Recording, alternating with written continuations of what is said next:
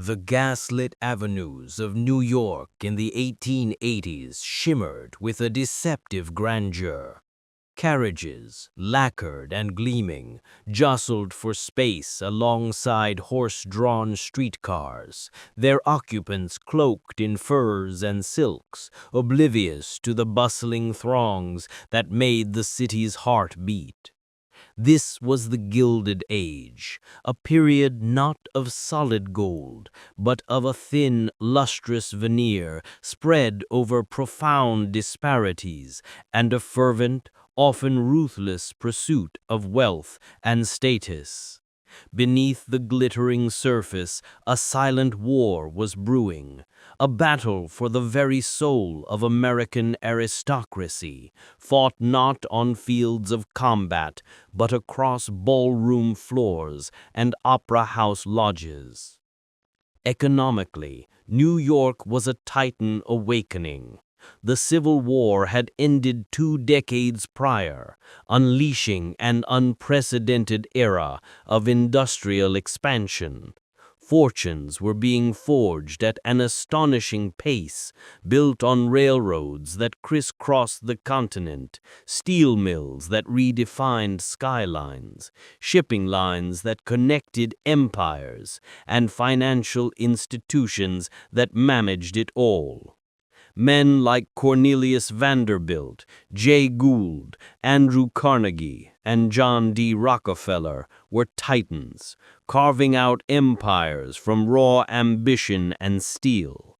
Their wealth was staggering, unprecedented in human history, but it was new wealth, raw, untamed, often acquired with a directness that jarred with the refined sensibilities of an older order. Politically, the era was marked by laissez-faire capitalism, where government played a minimal role in regulating the burgeoning trusts and monopolies. This created an environment ripe for innovation and accumulation, but also for exploitation. Tammany Hall, the infamous political machine, held sway over much of the city's civic life, a shadowy counterpoint to the glittering high society. Yet for the elite, politics often took a back seat to the intricate, self-sustaining ecosystem of social standing. Society, for them, was the ultimate dominion. Its rules unwritten yet immutable, enforced by an iron hand in a velvet glove. At the very apex of this intricate social pyramid sat Caroline Astor, known simply and universally as the Mrs. Astor. She was more than a woman. She was an institution, the undisputed empress of old New York. Born Caroline Schermerhorn into a family whose wealth predated the industrial boom, she had married William Backhouse Astor, Jr., heir to one of America's vastest fortunes, a fortune built on land, trade, and generations of established prestige. Her wealth was inherited, her lineage impeccable, her position unassailable. Mrs. Astor embodied the very essence of old money. For her, society was not merely about possessing riches. It was about the quiet dignity of generations, the subtle nuances of inherited taste, the strict adherence to a code of etiquette that marked one as truly belonging. She was a formidable figure, regal in her bearing, her standards for social acceptance as rigid as the stays beneath her elaborate gowns. Her power was absolute, her pronouncements final. To be acknowledged by Mrs. Astor was to be granted entry into the hallowed inner circle. To be excluded was social damnation. Her most potent weapon and the ultimate arbiter of social grace was her infamous list, the 400.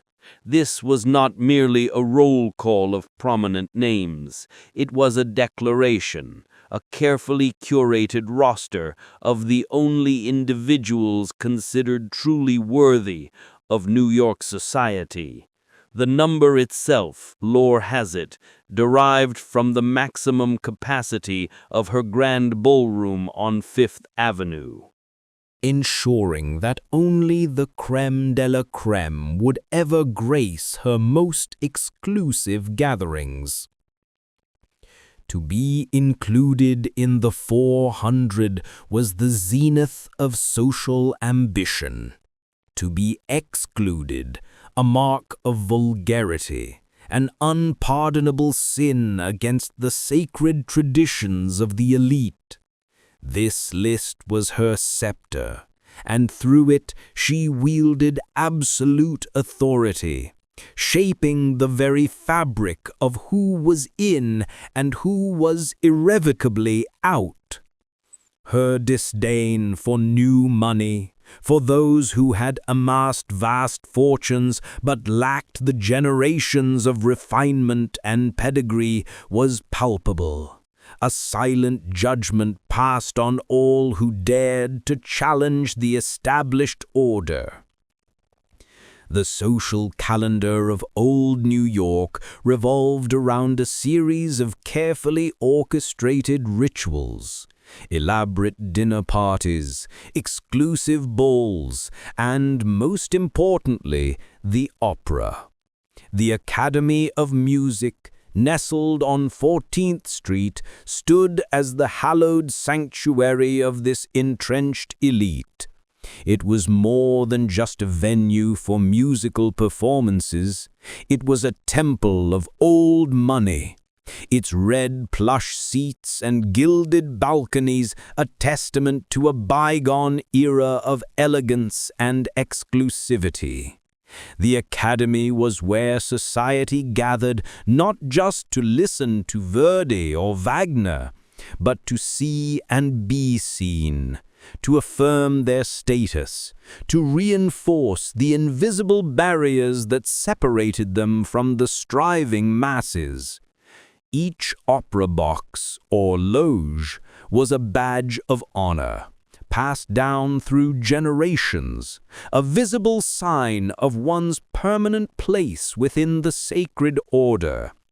Mrs. Astor herself occupied a prominent box, a veritable throne from which she surveyed her kingdom. Her presence an unspoken endorsement of the Academy's role as the bulwark of tradition. But the tides of change were inexorable. Even as Mrs. Astor tightened her grip, a new force was rising, one that possessed wealth beyond even the wildest dreams of the old guard. The Vanderbilt name, once synonymous with a gruff, self-made shipping and railroad magnate Cornelius Commodore Vanderbilt, had now blossomed into a financial empire of staggering proportions. The Commodore, though enormously rich, had been seen as uncouth, a man of commerce rather than culture, a symbol of the raw, untamed power of new money. His descendants, however, sought more than mere riches. They craved social acceptance, a place at the very table Mrs. Astor so jealously guarded. Enter Alva Vanderbilt, the formidable and ambitious wife of William Kissam Vanderbilt, grandson of the Commodore. Alva was everything Mrs. Astor detested in the new rich: brilliant, fiercely determined, utterly unyielding, and possessed of a social ambition that bordered on obsession. Born Alva Erskine Smith in Mobile, Alabama, she brought a Southern spirit and a shrewd intellect to her marriage into the Vanderbilt dynasty. She was a woman who understood power, and she was acutely aware that her husband's colossal fortune, while buying them every luxury imaginable, could not buy them the one thing they truly desired: entry into the rarefied air of Mrs. Astor's 400. Alva watched, seethed, and plotted. She could outspend, outbuild, and outdress anyone, yet she remained an outsider, relegated to the periphery of a society that clung desperately to its inherited privilege. The tension between these two worlds, between the immemorial traditions of old money and the audacious might of new money, reached its critical point over a seemingly innocuous request. Alva Vanderbilt, determined to breach the sacred walls of high society, sought a symbol of her family's legitimate claim to a place within it. Her target, a box at the venerable Academy of Music. To secure a permanent loge at the opera was to declare one's arrival, to stake a claim among the established families who had held theirs for decades. It was a clear, direct challenge to Mrs. Astor's authority, a demand for recognition from the very heart of the old guard sanctuary. Caroline Astor's response was swift, cold, and utterly uncompromising. The Vanderbilts were simply not of society, she decreed. Their wealth, no matter how immense, was too recent, too brash, too devoid of the generational polish that defined true aristocracy. Their lineage was not old enough, their manners not refined enough, their very existence a vulgar affront to the delicate sensibilities of the established order. The request for a box was denied. It was not merely a logistical refusal. It was a public snub, a calculated humiliation, a defiant reassertion of Mrs. Astor's unshakable power. For Alva Vanderbilt, this rejection was not merely a slight. It was a declaration of war. She possessed the wealth, the determination, and now the personal affront needed to ignite a revolution.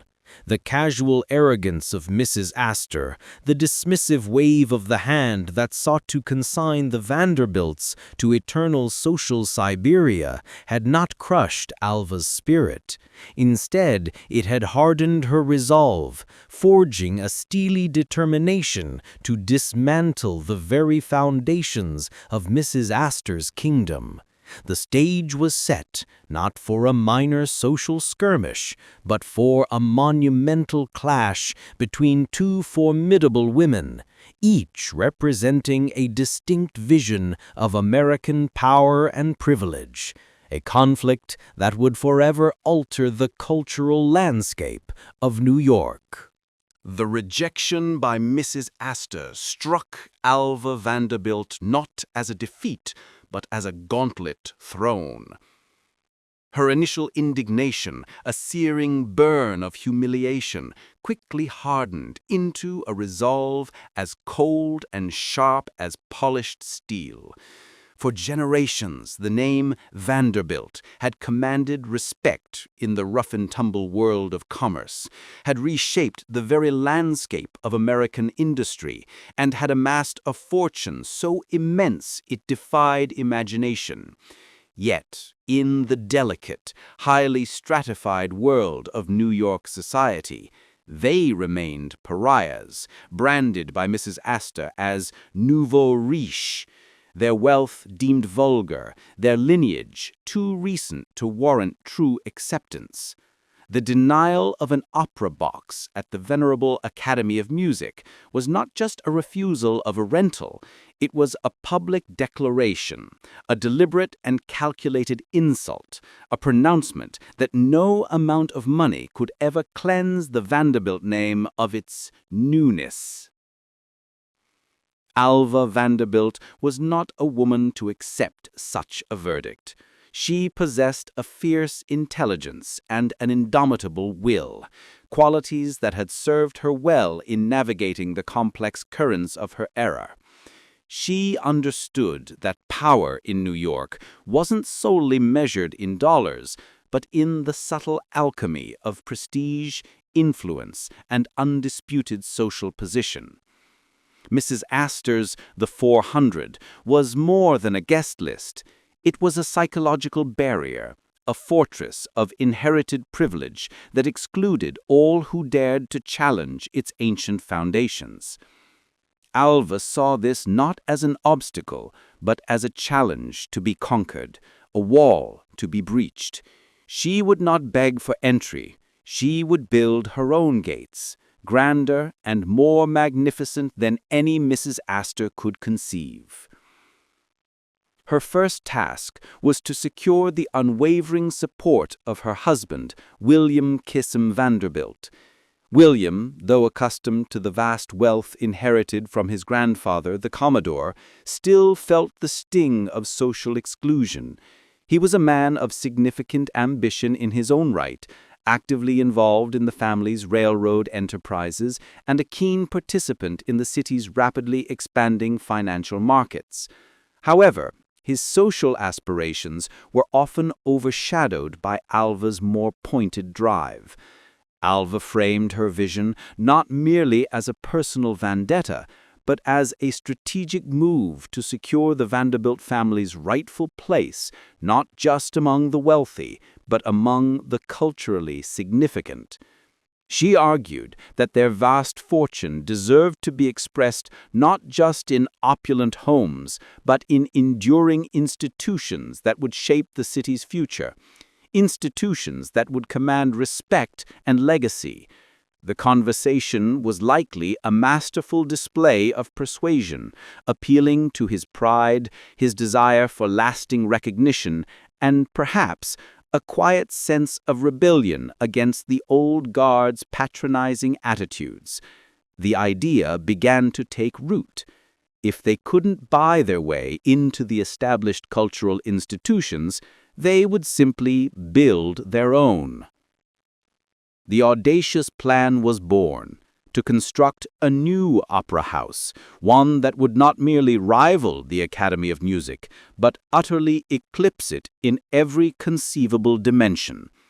This was not just about music, it was about architectural supremacy, about asserting the power of new money to define the very aesthetic and cultural landscape of the city. New York in the 1880s was experiencing an unprecedented building boom, driven by industrial wealth and a desire to project American power on a global stage. Grand public buildings, palatial private residences, and sprawling commercial empires were transforming Manhattan's skyline at a dizzying pace. The city was a canvas for ambition, and Alva intended to paint her masterpiece. The next critical step was to gather allies. Alva knew that the Vanderbilts, no matter how wealthy, could not wage this war alone. She shrewdly recognized that their experience was not unique. Across Fifth Avenue, in the newly constructed mansions that dwarfed the more modest homes of the old guard, lived other families of new money. The Morgans, the Rockefellers, the Carnegies, the Golds, the Huntingtons, men and women who, despite their staggering fortunes, found themselves similarly marginalized, considered too raw, too unrefined, too American by the self-appointed arbiters of old-world gentility. They too longed for social legitimacy, for a platform from which to assert their cultural importance. Alva became the architect of this cultural coup. She moved with quiet determination, extending invitations, engaging in private conversations, weaving a network of shared grievances and collective ambition. She cultivated these families, appealing to their desire for social acceptance and their growing frustration with Mrs. Astor's impenetrable social barricades. Her message was clear. Why beg for scraps when they could feast at their own table? Why defer to an antiquated institution when they could forge a new one, built to their specifications, reflecting their era's unparalleled prosperity and dynamism. The vision for a new opera house resonated deeply. It offered not just an alternative venue, but a symbol of their collective ascendancy, a tangible monument to the power of American enterprise. Thus, the Metropolitan Opera Company was formally established, a consortium of the city's most powerful new money families. Each family pledged significant capital, transforming the dream into a concrete plan. The scale of the undertaking was unprecedented for a private cultural institution. The initial capital stock was valued at over $1 million, an astronomical sum for the time, equivalent to tens of millions today, ensuring that no expense would be spared. This was not a modest venture. It was a declaration of war, meticulously planned and lavishly funded. The chosen site for this monumental project was crucial. It would rise on Broadway between 39th and 40th Streets, a strategic location, placing it firmly in the heart of the burgeoning uptown district, away from the old guard's familiar haunts on 14th Street. Architecturally, the vision was one of unbridled grandeur. Where the Academy was stately but somewhat restrained, the new Opera House would be an explosion of opulence. Designed by J. Cleveland Cady, its exterior, though initially somewhat plain, housed an interior that promised to be breathtaking. The aim was to create a space that would dwarf the Academy in size, comfort, and sheer luxury. It would boast more boxes, larger foyers, superior acoustics, and state-of-the-art stage technology, a veritable palace dedicated to the arts, but also to the display of wealth and power. Each box in this new Metropolitan Opera House would be a private kingdom, designed to accommodate the grand scale of new money entertaining, and crucially, they would be owned outright by the subscribing families, ensuring their permanent place in this new cultural order. Construction commenced with a furious pace. The groundbreaking was not just an engineering feat, it was a social spectacle, a visible sign of the seismic shift occurring in New York. Rumors and whispers began to permeate society. Newspapers, ever keen on the rivalry between the city's elite, chronicled the Met's progress, fueling public curiosity and cementing the growing divide between the old money and new money factions. The Academy of Music, once the unassailable fortress, suddenly appeared less formidable, its walls showing nascent cracks as its patrons began to feel the heat of the impending competition. While the steel girders rose and the marble facades took shape, Alva Vanderbilt continued her social maneuvering. Her goal was not merely to build an opera house, but to legitimize her family and her allies. Her legendary balls and lavish entertainments, such as the infamous Costume Ball of 1883 at her newly completed Petit Chateau on Fifth Avenue, served a dual purpose. They were breathtaking displays of wealth and taste, designed to stun and impress, but they were also carefully orchestrated social events intended to forge alliances, solidify her position, and showcase the vibrant and dynamic culture of the new rich.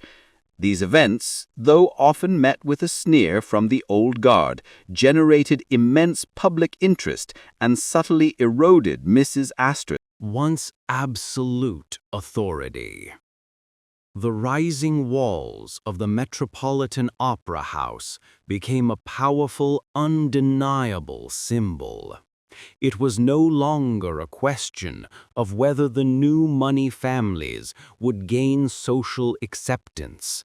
It was clear they intended to create their own society, on their own terms, at a scale that the old guard could barely comprehend. Mrs. Astor, ensconced in her Fifth Avenue mansion, could no longer dismiss this rising tide as a mere passing fancy. The very foundations of her meticulously constructed social world were being challenged, not through pleas or subservience, but through a colossal act of creation, a defiant assertion of unparalleled wealth and ambition. The stage was being set for a confrontation unlike any New York had ever witnessed, a cultural battle where the stakes were nothing less than the future of American aristocracy.